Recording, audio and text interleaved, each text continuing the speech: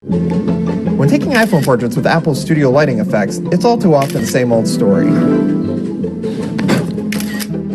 Unprofessional photo effects. They're all bad. But with just about $30 worth of household items, you can take much more professional and natural-looking portraits. Hey Siri, make me professional. Good headshots matter, especially if you're applying for jobs now and trying to look the part. Or if you're just trying to impress somebody on the grams. So if you can't swing a professional photographer right now, you can just use your iPhone. Our iPhone cameras have gotten so good, and that's not just the Pro models. You can take good photos with pretty much any recent iPhone. To take a photo like this, all you need are a few things from the hardware store. A special app that lets you shoot in RAW, which is a different image format, and some fairly common household items. So let's get started. Step 1. Buy a quality light bulb. Head online or to your local hardware store and buy an LED bulb with a high CRI and R9 rating. You can find them at Home Depot, Lowe's, and even Amazon. The gist is, CRI is short for Color Rendering Index. It measures a light's ability to illuminate colors accurately. The bottom line, the higher a CRI and R9 rating, the better and more flattering the light will look on you and your skin. Chances are you don't have this kind of bulb at home, but if you want to check a bulb that you do have, try and find the original box. Some sort of rating should be printed on it, or you can just Google the model number. So what's this going to cost you? About 20 bucks for this high CRI LED bulb and about $10 for this clamp light. Step 2. Download a RAW-friendly app. Today we're going to be using Halide, which is available for $5.99 in the App Store. Halide gives you more manual controls than the iPhone's built-in camera app, like ISO and shutter speed. It can also capture images in standard formats like JPEG or HEIC, but adds an important third, RAW. RAW also gives you tremendous power over your images after you've taken them.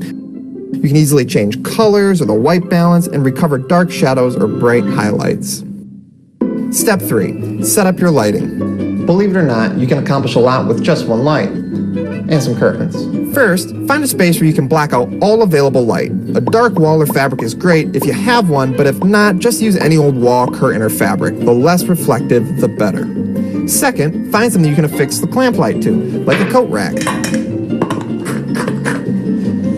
Third, put your light at a 45-degree angle above and a 45-degree angle to the side of your subject. Now you're going to want to diffuse the light until any shadows across your face soften up. Without any diffusion, the shadows are way too harsh and unnatural. Let's add a piece of parchment paper to help soften it up a little. Ah, that looks a little better. Now let's add a white t-shirt. If you don't have anything to put the diffusion shirt on, you'll need another person to hold it. Sadly, cloning isn't possible.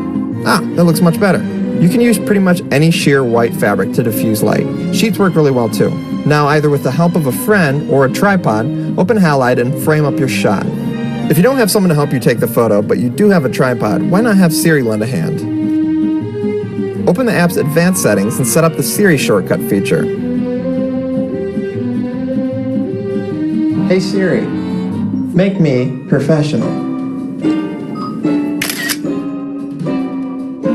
You can use the auto settings in the app, or you can adjust the manual controls. Oh, and if you don't want to get fancy with all this RAW stuff, you can use the default camera app as well. Those photos turned out pretty darn well too. Don't worry if that RAW image looks a little flat. We'll get to that in the next step. Step 4. Edit your photo.